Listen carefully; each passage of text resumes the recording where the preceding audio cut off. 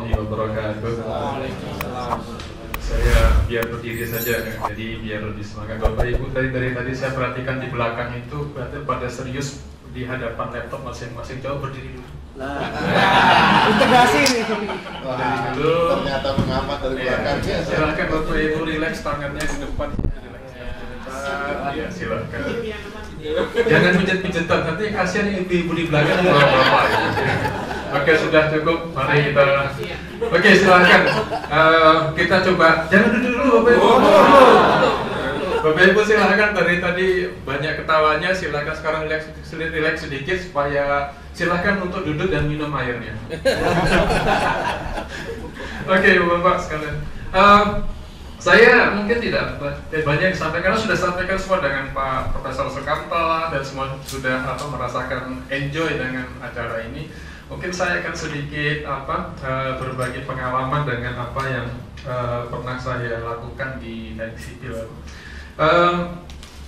Kalau kita bicarakan masalah integrasi Islam dengan sains itu, kita ingat Pak Iwan, Pak Rizal Yahya, kita ingat ya di awal jadi dosen. Di generasi kita itu tahun 99 kita jadi dosen. Kemudian saya ingat sekali kita langsung diundang dengan Wakil Rektor 3 itu almarhum ya Pak Saito Lele. Kita langsung diundang untuk bagaimana memikirkan konsep islamisasi kampus itu. Walaupun banyak penolakan kampus Islam kok islamisasikan gitu. Saya ingin lihat perjalanannya dulu Bapak Ibu ya. Kayak masuk tahun 99, 2000 kemudian kita banyak diskusi dengan Pak Saito Lele. Ya kita diskusi, Pak Sato itu di LP3 yang itu diajak dengan Pak Akal ketiganya dengan Pak Husni ya dari hukum. Kita diajak diskusi juga di situ tentang hal ini. Bapak Ibu, perjalanannya kita tahun 2022 itu ada tim tentang islamisasi kampus ya. Di situ yang ada dari berbagai macam universitas. Kemudian kita bisa membukukan tahun 2022 buku itu, islamisasi kampus dan ilmu pengetahuan. Walaupun itu sangat, ada yang mengatakan itu hanya ayatisasi, saya pikir tidak apa-apa. Kalau yang tadi katanya Pak Zaki cocokologi, saya kok keberatan dengan cocokologi. Memang itulah faktanya, kita baru bisa mengambil beberapa ayat-ayat itu menjadi pedoman kita dengan ilmu-ilmu yang sekarang ini. Jadi bukan cocokologi sebetulnya. Kita bisa berdebat nanti tentang itu ya. Tahun 2022, perjalanannya kan Bapak Ibu lama sekali ya. 16 tahun baru teman bisa membukukan semua itu menjadi epistemologi. Panjang.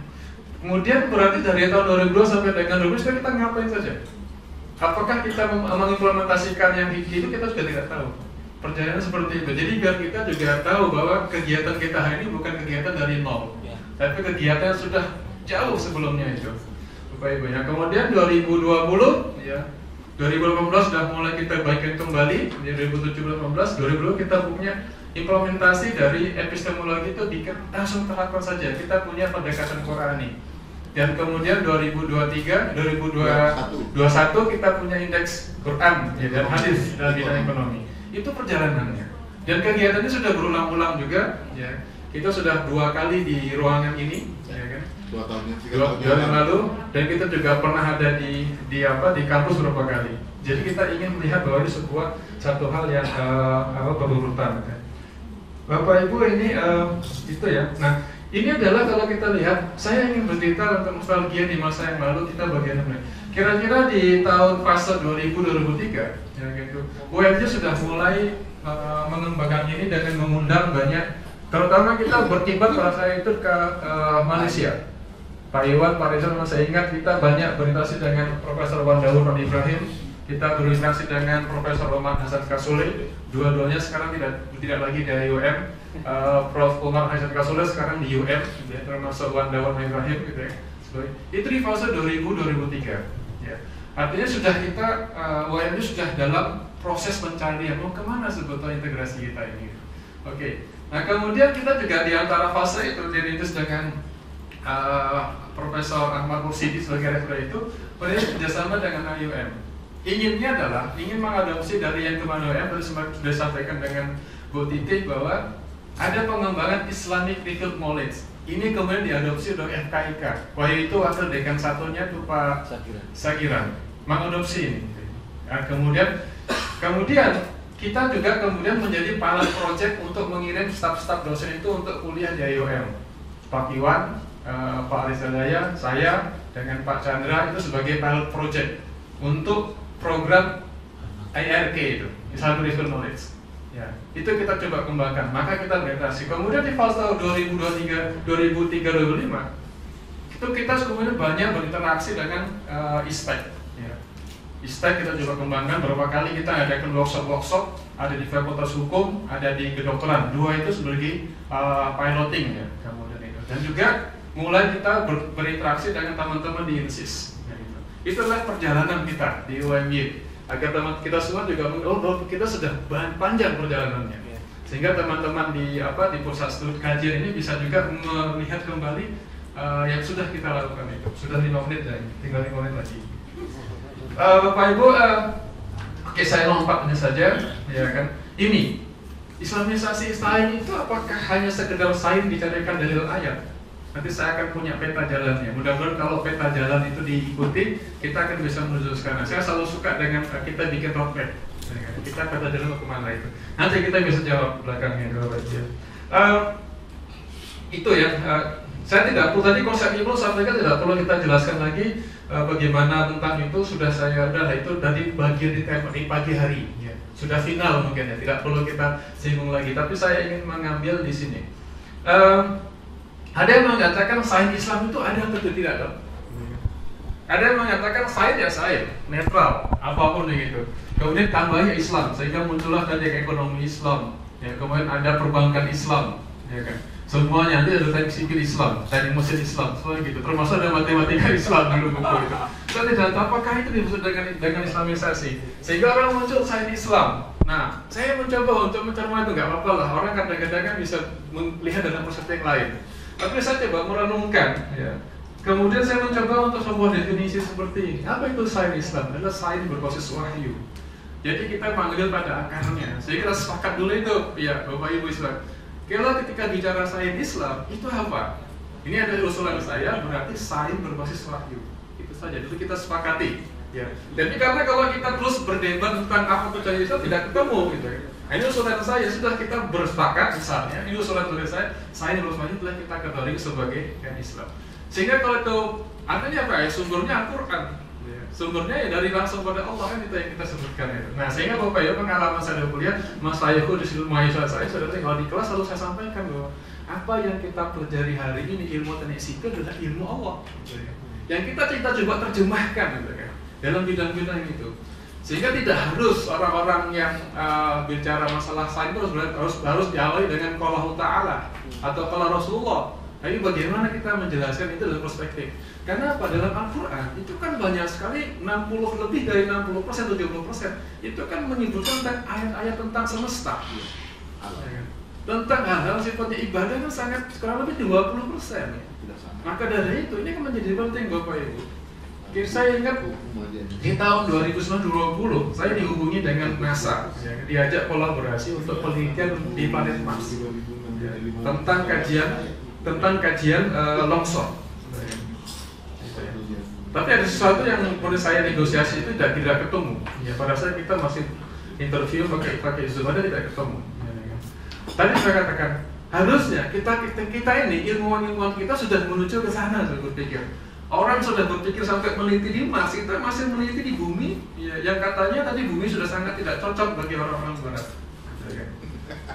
Tapi ini kita menjawab apa gitu ya, penelitian kita. Harusnya kita berpikir ke sana. Ayat semesta ini berarti penelitian kita tidak hanya penelitian tentang bumi saja, tidak cukup gitu ya. Apanya? Maka kita terlalu ketinggalan. Itu Bapak Ibu ya, tentang apa yang kita sebutkan. Nah itu. Nah, sebetulnya saya langsung lompat aja di sini, nggak usah yakin. Ini terlalu banyak ayatnya, susah dibaca nanti. Oke, saya nggak perlu, ini sudah sangat gini. Saya mulai dari sini, ilmu Al-Quran dan sains modern. Nah ini sebelumnya saya punya peta jalan yang saya susun ya, sejak pada saat kita di ruangan ini ya, di atas waktu itu. Di sini dan satu lagi kita ketemu di hotel yang dekat tikungan itu Pak ya. Berapa tahun apa namanya? Kafinton itu 3 kali. Ini kita jalan. Saya mengusulkan sebuah kajian seperti ini. Jadi peta jalannya kita susun. Ada kajian awal, sekarang kita baru mengawali. Ada kajian-kajian tematik, makanya saya usulkan pada kajian-kajian tentang sains Islam itu setiap hari Kamis lah ya di masjid itu dalam rangka ini loh. Kita baru mulai kajian-kajian tematik. Kita apa? Tujuannya apa? Kita menganalisa, ya. Kemudian kita mencarikan, termasuk indeksasi itu termasuk salah satu jalan untuk tadi kekhawatiran dari Bu Titi bahwa kita salah dalil itu tidak akan terjadi. Kita akan produk itu. Nah itu kajian tematik digali terus. Nah saya ingat benar ya, misalnya banyak kajian-kajian di alamnya belum kita ungkap. Banyak sekali. Tadi Profesor Sukarto sudah menyebutkan dalam satu sisi, kemudian didapat nilainya. Nah kita juga mencari hal-hal sifatnya kajian-kajian itu. Gak apa-apa. Awal pertama itu ya gak apa-apa kita baca, karena kita nggak punya ilmunya. Saya pernah Pak, kamu tahu, saya pernah usul itu ya kan. Sebetulnya ya AIK itu kurang. Tambah satu lagi wajib kita itu bahasa Arab. Harusnya itu. Loh, iya kita harus bahasa Arab itu. Bahasa Arab minimal bahasa Arab dasar itu. Saya ingat dulu ketika SMA itu belajar itu kalau kita ngaji masih sorokan ya. Pokoknya ketika kita membaca besok dengan gurunya harus tahu artinya. Nggak apa-apa, seperti itu juga bisa metodenya. Tidak harus mengerti nahwu soroh, nggak apa-apa. Yang penting dia versinya membaca Al-Quran langsung tahu gitu kan. Sehingga kita secara otodidak itu tahu oh yang saya baca artinya ini gitu. Nah ini saya pikir ada satu usulan saya kalau bisa itu bahasa Arab. Ya mungkin sekarang kita sekarang sifatnya opsional. Bahasa Inggris bisa diganti bahasa Arab kan begitu. Jadi sifatnya jangan wajib lagi bahasa Inggris, opsional. Kan sama-sama bahasa internasional. Kenapa bahasa Arab dipinggirkan? Kan gitu. Nanti kan kasihan, yang laku cuma Pak Hendro aja dari bahasa Inggris. Iya, bahasa ini ngajar di mana-mana, bahasa Arab nggak pernah ngajar gitu. Ya sama-sama dibayar. Coba Pak, ini mungkin produk proposal. Saya ingin sekali bahwa kita bersatu kita ada bahasa Arab menjadi sebuah opsional. Bisa jadi prodi-prodi bisa diusulkan mau milih bahasa Inggris atau bahasa Arab. Ya, mana yang mau kita kembangkan? Ini saya pikir itu termasuk yang kajian tematik gitu kan. Termasuk bukunya Ustadz Alkis itu ternyata juga yang pernah kita pelajari zaman SMA dulu. Kajian seperti itu bahasa Arab sangat sederhana. Dan itu bisa mudah menurut kita. Itu kajian tematik tahap awal Pak. Hanya saja saya belum bisa merencanakan kapan kajian tematik kita selesai. Tidak akan pernah selesai. Terus kita jalankan kajian tematik ini. Kemudian langkah berikutnya ini. Dari itu kita akan menemukan kaidah-kaidah umum. Misalnya begini, ketika kita mengkaji tentang semut misalnya, saya ingat Pak, berdasarkan semut itu kemudian salah satu profesor di Universitas Sydney mempelajari semut, itu kemudian dia memiliki namanya traffic delay theory. Traffic delay theory ini kemudian dia kembangkan, ya, diterapkan pada saat ibadah haji. Dia sebagai konsultan traffic oleh pemerintah Arab Saudi untuk bicara ketika haji. Non-muslim Pak, tapi dia mengkaji dari semut itu interaksinya, dikaji benar, mensimulasikan. Teman-teman insek itu di sana di Sydney itu ada tim, dia juga bicara dengan teman-teman yang belajar serangga. Semut itu bagaimana dipelajari? Oh ternyata dari pola itulah kemudian dikembangkan menjadi ilustrasi di pemerintah Arab Saudi mengundang dia sebagai konsultan. Sampai sekarang masih sebagai konsultan. Menarik kan gitu. Tapi kita nggak ada yang tertarik. Kita banyak teman-teman dari ahli-ahli lalu lintas, tapi kajiannya nggak pernah serius ke sana. Jemaah sama dengan semut ya. Interaksinya Pak, interaksinya itu kemudian dikaji seperti itu. Interaksinya dikaji. Kemudian muncullah kemudian saran-saran harus membangun terowongan. Hasil kajian dari salah satu profesor tentang lalu lintas di Universitas Sydney. Bayangkan itu. Harusnya kan dari Universitas Muhammadiyah Jakarta. harusnya aplikasi transportasi ya, tapi kajiannya seperti itu berlawak aja itu kan orang-orang. Oke. Nah ini saya pikir ada kajian-kajian lain. Nanti muncul kaidah-kaidah umum apa gimana? Untuk mendapatkan kaidah umum Bapak Ibu, kaidah umum itu harus bisa dibantu, ada integrasi. Misalnya saya mengerti tentang ilmu tanah atau apa, teman-teman dari yang ahli bahasa, ahli Quran, tafsir, silakan kita bertemu. Saya pernah memimpikan di masjid itu besok ada orang duduk kajian-kajian bersama itu ya. Itu kita mimpi. Mungkin sebelum saya pensiun itu bisa akan melihat seperti itu Pak Bita. Di situ muncullah kaidah-kaidah umum. Ya kan? Pensiun diperpanjang. Ya. Kaidah-kaidah umum itu tentang identifikasi prinsip-prinsip umum. Prinsip-prinsip kaidah umum itu yang kita lihat. Ini jalannya. Kemudian berikutnya baru kita bisa membangun sebuah hubungan konseptualnya. Hubungan konseptual dari yang kita pelajari antara paham dari ilmu Quran, ilmu hadis seperti apa. Dari ilmu tata bahasa bagaimana? Kalau kita mengikuti kajian Taskes setiap hari Kamis itu kan ketika masalah bahasa kan ternyata sangat dalam ya, setiap bahasa dikaji. Nah terkadang harus kita bahas dari sisi bahasanya, bahwa itu kita jadikan muncullah hubungan konseptual itu. Untuknya apa? Kita identifikasi hubungan konseptual antara satu bidang dengan yang lain itu terus kita kembangkan itu sampai dengan nanti ujungnya Bapak Ibu kita punya namanya framework, kita punya kerangka paradigma baru tentang sains itu sendiri. Nah kita masih jauh untuk ke sana. Kita punya framework sampai bisa menemukan set teori ya, tentang kualitas dari semua itu Bapak Ibu tahu kajiannya itu bertahun-tahun untuk mempelajari itu. Apa yang bisa terjadi di situ? Ya kan? Baru kita bisa ya ada semacam definisi konsep baru kemudian terakhir kita punya namanya tadi rekonstruksi paradigma. Sebetulnya kita ini kan ingin merekonstruksi ilmu yang sudah ada ini kita integrasikan menjadi sebuah paradigma yang baru sehingga muncullah itu yang kita sebut namanya sains yang baru lagi. Ada sebuah teori itu kita kembangkan. Kalau tadi Bapak Ibu, ilmu itu kita selalu karena produk dari peradaban, kita nggak pernah bisa mengklaim itu adalah ilmu Islam. Ilmu-ilmu yang dikembangkan dunia Islam padahal pertama ada persinggungan dari dunia-dunia lain juga. Ada dari Persia, dari India. Bahkan kalau Bapak Ibu membaca bukunya Ibnu Sina itu sama gitu. Interaksinya sangat, ilmu itu interaksi sangat global. Tidak ada sekat-sekat itu. Ya, itu. Nah, saya ingin berikan pengalaman begini. Jadi ini sebuah konsep seperti ini Bapak Ibu. Ya. Konsep kita sebenarnya mengintegrasikan ini kan. Ada sains. Maka dari itu mahasiswa kita yang dalam kuliah sudah harus diperkuat tentang filsafat ilmunya. Maka saya ingat ya dulu ada yang mengusulkan Pak Ustadz ya, ada yang mengusulkan dengan filsafat itu sudah mulai diajarkan. Filsafat ternyata penting. Aristoteles, Ibnu Sina, semua itu berawal dari juga kombinasi filsafat tadi itu. Dia bicara masalah ilmu adab situ. Kombinasi maka sekolah ilmu harus menjadi satu pelajaran wajib bahkan bagi dosen juga yang mengajar. Dosen yang mengajar metodologi penelitian itu harus kuat di filsafat ilmunya juga. Jangan asal itu.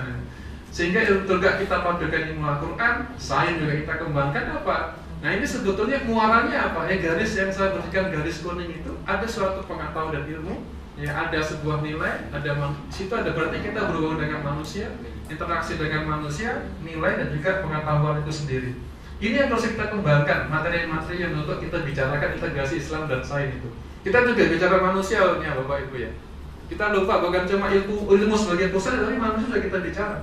Apa status manusia di dunia, psikologi manusia, hubungan dan sebagainya, termasuk moral etik. Sehingga moral etik itu yang membungkus agar tadi manusia tidak menyalahi kaidah-kaidah ilmu tadi, termasuk pengetahuan dan sebagainya itu.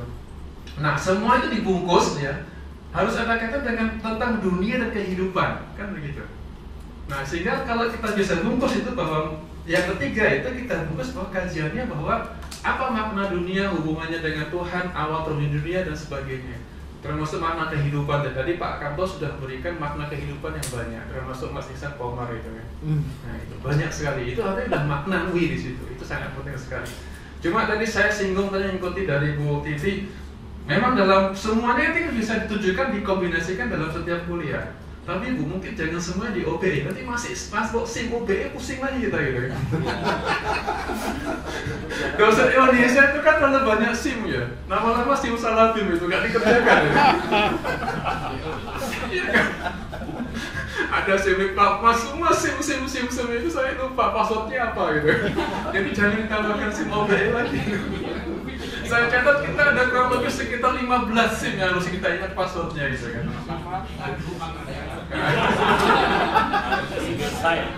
Iya, itu yang menjadi masalah. Jadi ini nanti jangan dijadikan SIM Mas ya. Ada SIM integrasi ke ilmu jadi pusing lagi kita ya.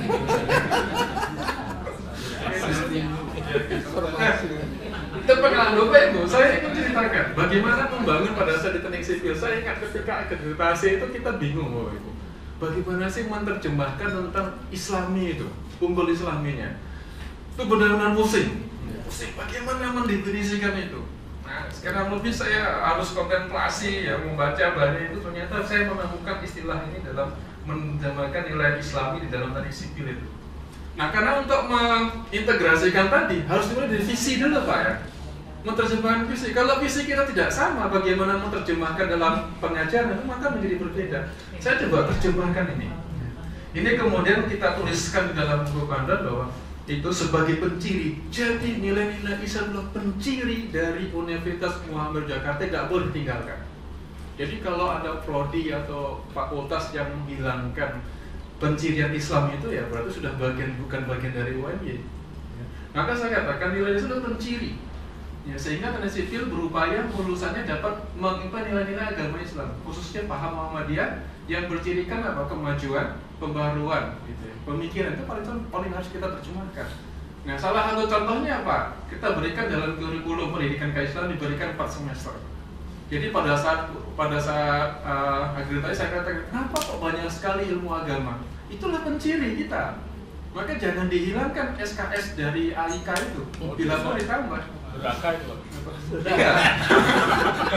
Jangan dihilangkan, Pak. Bila mau ditambah. Jadi saya katakan, asesor belum kan menjadi banyak SKS manusia. Itulah penciri kami, nggak bisa ditinggalkan. Ya sama sebagai pencirinya ini Universitas Katolik juga dia maka penciri. Mereka punya penciri 8 SKS sama, nggak bisa dihilangkan. Jadi ini perlu kita bungkus ini apa pencirinya itu. Nah, salah satunya itu. Kemudian ditambah dengan kajian Islam intensif, ya menopang akidah seterusnya itu menjadi ada tilawatil Quran khusus juz 30. Kita sudah lakukan juz 30 itu. Ini dan dosen-dosen sudah pada hafal semua juz 30 ya. Walaupun lupa lagi nggak apa-apa. Baru 13 surat. Nggak apa-apa. Pernah Nggak apa-apa. Iya. Nah, kemudian nilai-nilai seperti amanah, tanggung jawab, kebersamaan itu kita juga masukkan dalam setiap namanya internalisasi. Ya, bukan integrasikan. Nilai itu kita internalisasikan. Tidak bisa kita jadi itu. Sudah kita terjemahkan juga. Termasuk itu sudah kita fokuskan. Nah, ini kita harus jawab dulu tentang apa sih sebetulnya penciri tentang Islam itu. Kalau dalam mata kuliah kita coba menerjemahkan. Kalau setiap buku saya selalu di bagian prakata kita berikan seperti itu. Walaupun ada yang keberatan cuma ayatisasi nggak apa-apa. Ya, karena kita baru bisanya itu, nggak masalah gitu. Banyak setiap itu kita berikan kajian-kajian dan perspektif dalam masing-masing. Nah, itulah yang kemudian muncul ide untuk indeks ayat itu, supaya nanti teman-teman mudah mengintegrasikan menyandingkan tadi. Ini yang coba kita terjemahkan bahwa termasuk ini setiap buku yang kita tulis harus ada di sini gitu kan. Kalau sakit menjadi buku, kalau kita harus jadi bagian prakata itu. Kita teruskan begitu. Nah, ini salah satu contoh Bapak Ibu ya. Nah, sebetulnya Bapak Ibu, apa yang coba kita pikirkan itu sebetulnya tadi. Saya ingat betul ketika kuliah S3 itu ketika kuliah sebetulnya mengambil mata kuliah namanya landslide, tata longsor. Saya diberikan foto ini. Ya, ada 27 mahasiswa dari beberapa negara termasuk orang lokal ditanya. Pertanyaannya, siapa yang tahu bahwa longsor itu terjadi tempat itu? Siapa yang tahu? Ya. Semua menjawab satu persatu ditanya satu-satu dengan profesor saya bilang katakan, saya bilang semua menjawab dengan teori-teorinya. Saya bilang, oke, saya jawab, ya karena profesor itu bertanya siapa yang tahu, saya bilang hanya Tuhan yang tahu. Nah, mereka juga bingung, dia bingung. Profesor saya terdiam walaupun agak lama baru berpikir, ya Gus, you're correct. Wow. Gitu, kamu benar itu. Ternyata memang kalau pertanyaan saya bilang apa? Pertanyaan profesor kan siapa yang tahu? Tidak ada yang tahu. Tapi kalau profesor menjawab bagaimana mekanismenya, saya jelaskan mekanismenya kan gitu. Sehingga itulah menjadi dasar kita bahwa ternyata itulah interaksi kita sebenarnya. Ketika kita bicara dengan alam, tidak ada yang bisa tahu alam itu seperti apa. Nah, itulah sebenarnya kesempatan kita menjelaskan bahwa Bapak Ibu inilah menjadi penciri seharusnya. Kajian-kajian kita di dunia kita itu mengkaji alam.